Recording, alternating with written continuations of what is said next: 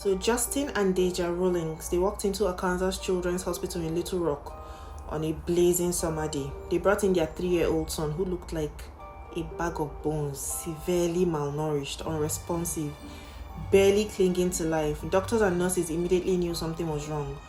But what no one in that ER knew yet was that while Justin and Deja were inside the hospital, 4 of their other children were still outside, locked in a hot car on a hot summer day.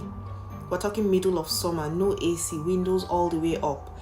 The kids were ages 2, 4, 7, and 10, and they had been left there for hours. Eventually, police got involved, partly because the child inside the hospital was in such bad shape.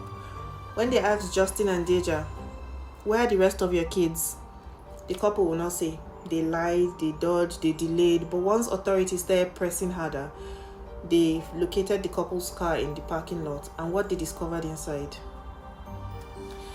All 4 kids were sweating. They were dazed and weak from the heat. The youngest, the 2-year-old, Jaden Rawlings, was unconscious. He didn't make it. He passed away the next day from a combination of heat, exhaustion, starvation. The medical examiner later confirmed that he was severely malnourished too. The child that they brought into the hospital, the 3-year-old, also did not survive. His body was in such a state of neglect that one officer said he looked like he had not eaten in weeks. His bones were clearly visible under his skin, and he weighed just like 7 kg. That's like half what he should be weighing at that age. So now we've got 2 dead children, 4 others that are barely surviving, and then it gets worse. When investigators searched the Rawlings home, they found signs of extreme neglect, moldy food, filth.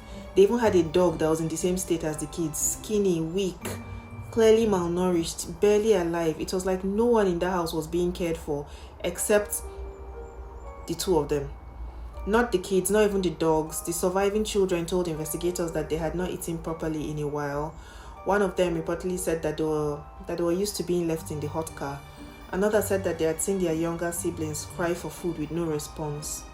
As for the parents, they said nothing, no explanation, no apology, and both of them looked healthy. They were just silent. In April 2025, Justin and Deja, they were finally sentenced. They both pleaded guilty to 2 counts of second-degree murder for the 2 toddlers who died, and 1 count of first-degree domestic battery for the abuse of the other kids. They each got 70 years in prison.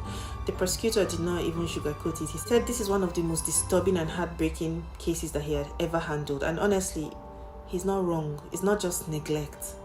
It's cruelty. Like, their children looked like they were about to die from hunger. There are no happy endings here, just a community trying to figure out how this was allowed to happen and how to make sure that it never does again. Thank you for watching.